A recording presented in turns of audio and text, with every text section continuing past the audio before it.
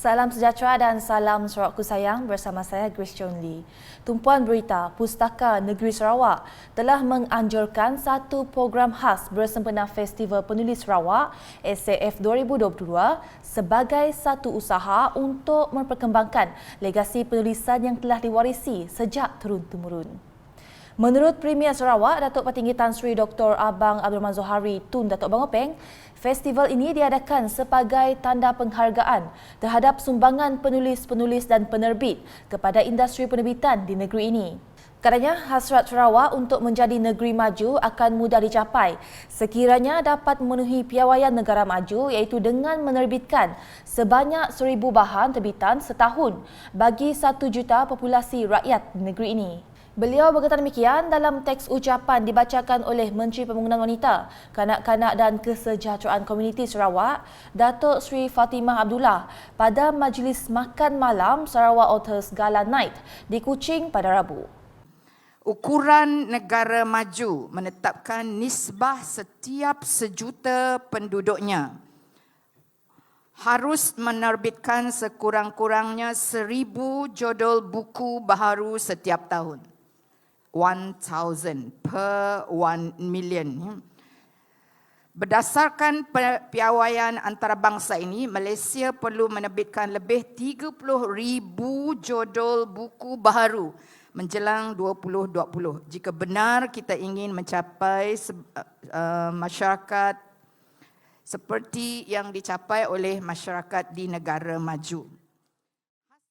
Dalam pada itu, Premier Sarawak berkata festival ini amat bermanfaat kerana dapat memberi inspirasi dan memupuk minat masyarakat dalam pelbagai bidang penulisan. Tambahnya, Sarawak masih jauh ketinggalan kerana hanya 352 tajuk bahan yang diterbitkan telah didepositkan kepada Pustaka Negeri Sarawak pada tahun ini. Hal ini katanya berkemungkinan terdapat di kalangan penulis tidak menerbitkan hasil penulisan mereka dan tidak menyerahkannya kepada pihak Pustaka Negeri Sarawak. Pada program malam itu juga turut disampaikan beberapa anugerah bagi meraikan para penulis dan penerbit seperti Anugerah Khas Penulis, Anugerah Khas Penerbit, Pelancaran Buku-Buku Baharu, Anugerah Perpustakaan Awam Premier Sarawak 2022, pertandingan video pendek dan pertandingan menulis cerpen.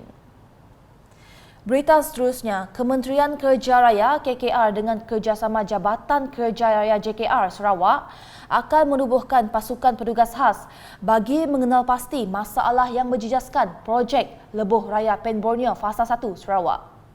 Menteri Kanan Kerja Raya Datuk Seri Fadilah Yusof berkata, sesi taklimat telah pun diadakan mengenai prestasi kemajuan semasa serta mencari penyelesaian terhadap cabaran bagi projek Lebuh Raya Pen Borneo Fasa 1 Sarawak, Sabah Link Road SSLR Fasa 1 dan 2 serta Lebuh Raya Trans Borneo LTB.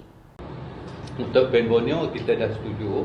Kita akan form task force dedicated team di antara Kementerian Kerja Raya dan juga JKR Sarawak dan all the consultant melihat dan address all the issues, termasuklah bila pelaksanaan projek ada tempat-tempat di mana the actual site ada masalah. Sebagai contoh di Bukit Benggunan, design dulu menggunakan kaedah lain tapi disebabkan pergerakan tanah, keruntuhan tanah, so kita kena design baru supaya mengikut keadaan di tapak itu, supaya jalan itu nanti bila disiapkan ianya menjadi jalan yang kukuh dan selamat digunakan. Tak risiko untuk berlaku keruntuhan di kawasan yang tinggi, cerun yang tinggi dan sebagainya tidak akan berlaku. So these are the thing yang kita kena dan sudah pasti ianya menjejaskan. Pertama dari segi pelaksanaan, tempoh masa, dan kedua ada kos tambahan yang dilaksanakan. Beliau berkata demikian pada sidang media selepas mesyuarat koordinasi projek utama KKR dan JKR Sarawak di Kuching pada Rabu. Selain itu katanya masalah kekurangan pekerja dan bahan binaan juga harus sentiasa diberikan perhatian. Tegasnya, ia merupakan antara masalah yang perlu diperhalusi oleh pasukan petugas khas kerana matlamat yang hendak dicapai adalah untuk menyiapkan projek itu secepat mungkin. Dalam pada itu, Datuk Seri Fadilah menjelaskan ketika ini projek Lebuh Raya Pen Borneo Fasa 1 Sarawak sudah 88% siap dengan lebih separuh sudah dibuka kepada laluan kenderaan. Katanya projek mega tersebut yang bermula pada tahun 2015 dijadualkan siap sepenuhnya dalam suku pertama tahun depan. Hadir sama pada sesi pemenangan mesyuarat ialah Timbalan Premier Sarawak Datuk Amar Douglas Ugambas, Timbalan Ketua Setiausaha Sektor Dasar dan Pembangunan KKR Malaysia Datuk Zahro Hakim Abdullah dan Pengarah JKR Sarawak Insinyur Richard Tajan. Dalam perkembangan berlainan, Datuk Seri Fadilah telah menyempurnakan penyerahan peranti siswa keluarga Malaysia kepada penuntut keluarga berpendapatan rendah B40 Universiti Malaysia Sarawak UNIMAS dalam majlis diadakan pada Rabu. Menurut Datuk Seri Fadilah, kerajaan Malaysia mengambil berat tentang pendidikan pelajar agar penuntut tidak ketinggalan dalam ledakan teknologi digital. Katanya kerajaan sentiasa memberi keutamaan kepada mahasiswa bagi memastikan setiap kemudahan yang diperuntukkan adalah secara percuma. Ini sebagai penghargaan dan pembangkit kepada semua pelajar untuk terus belajar dan mendapat keputusan yang cemerlang. Inisiatif peranti siswa merupakan usaha kerajaan membantu mahasiswa IPT dalam kelompok keluarga B40 dalam memastikan proses pengajian para mahasiswa terus terpelihara. Mengulas lanjut, Datuk Seri Fadilah berkata kerajaan Malaysia telah memperuntukkan peranti siswa ini kepada seramai 400,000 mahasiswa B40 dari kalangan pelajar universiti awam, institusi pendidikan tinggi swasta IPTS, politeknik dan kolej komuniti. Dalam majlis sama, beliau turut menekankan kepada penerima peranti siswa untuk menjaga pemberian kerajaan dengan sebaiknya dan tidak mengambil langkah untuk menjual di mana-mana permis kerana peranti tersebut dipantau rapi oleh Kementerian Komunikasi dan Multimedia Malaysia, KCOM. Sebagai ingatan, saya membaca statement daripada Yang Berhormat Menteri Komunikasi bahawa bukan nak menakutkan pelajar-pelajar sekian, peranti tersebut sebenarnya dipantau rapi. Sama ada anda berada dalam kampus atau di luar kampus.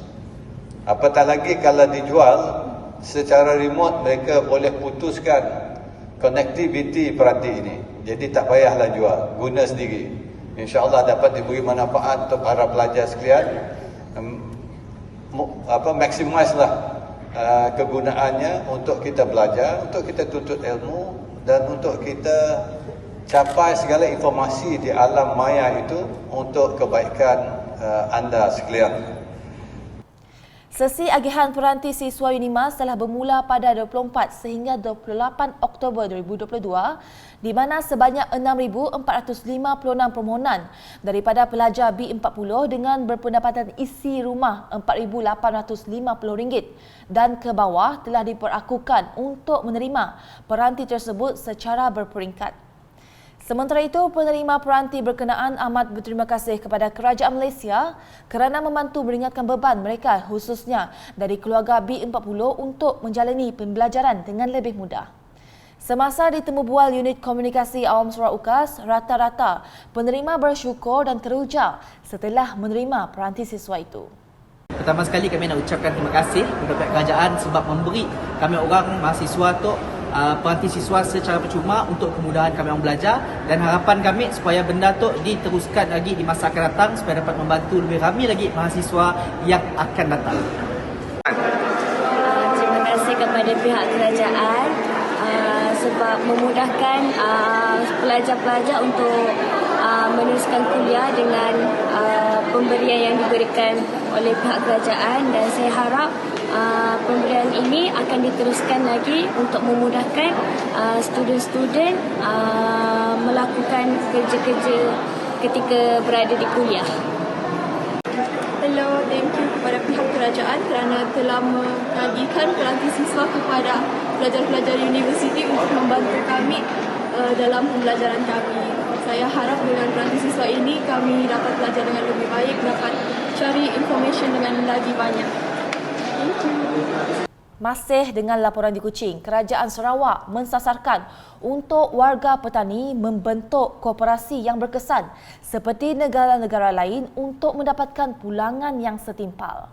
Menurut Menteri Industri Makanan, Komoditi dan Pembangunan Wilayah Sarawak, MFICORT, Datuk Seri Dr. Stephen Hudi Utom, kementeriannya kini sedang mengkaji dan mencari jalan untuk memastikan para petani tidak diambil kesempatan oleh orang luar. Beliau menjelaskan Sarawak kini mempunyai persatuan peladang yang merupakan badan koperasi membentuk satu ekosistem yang memainkan peranan tersendiri. Inilah yang saya ingin lakukan dan sekarang kita sedang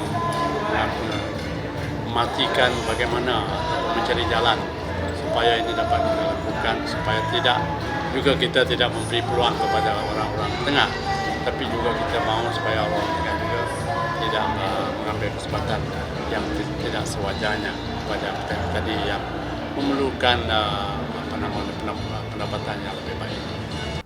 Beliau berkata demikian ketika ditemui media semasa menyempurnakan Majlis Apresiasi Keluarga MFICORT tahun 2022 di Kuching pada Rabu. Ujarnya, Sarawak kini mempunyai keahlian pertubuhan peladang kawasan sebanyak 28 agensi bersamaan 176,000 orang petani yang berpotensi besar. Sebenarnya membership PPN dan PPK semua sekali daripada 28 PPK 176,000 orang. Kalau kita dapat mentransformasikan mereka ini dan mengawal dari segi pengeluaran, dari segi marketing, mungkin akan memberikan satu impact yang lebih baik. Dalam pada itu, Datuk Seri Dr. Stephen menegaskan dalam mana-mana tugasan yang diberikan, seseorang itu perlu bekerja keras untuk memberikan yang terbaik dan ia akan membezakan mereka sebagai pekerja cemerlang atau sederhana. Dalam majlis tersebut, seramai 8 kakitangan MFICORT telah menerima Anugerah Perkhidmatan Cemerlang 2022. Selain itu, seramai 3 orang pula menerima Anugerah Darjah Kebesaran, Bintang dan Pingat Negeri Sarawak tahun 2021, manakala 3 lagi menerima Anugerah Khas. Manakala di Lundu, dengan projek menaik taraf sistem paip graviti sepanjang 7.6 km di Kampung Raso 2, dijangka siap dalam tempoh 2 bulan. Ahli Dewan Undangan Negeri Adun Opar Billy Sujang hadir menyaksikan simbolik penyerahan tapak projek berkenaan pada Rabu. Penyerahan projek di bawah program transformasi luar bandar RTP bernilai RM200,000 itu disempurnakan oleh pihak Jabatan Bekalan Air Luar Bandar JEBAB daerah Lundu kepada kontraktor PMS Aiman Enterprise bertempat di Balai Raya Kampung Raso 2. Sejurus selepas itu, Billy berkesempatan meninjau kawasan di Kampung Raso 2 bagi projek-projek pembangunan akan datang sekaligus mengambil maklum perkembangan projek di Kampung Setungkor Baru. Sekian edisi Tengah Hari bersama saya Grace Chondi. Berita lebih lanjut boleh didapati di semua platform media sosial UKAS termasuk portal ukas.sarawak.gov.my dan UKAS channel di YouTube. #menyebarfakta. Salam UKAS.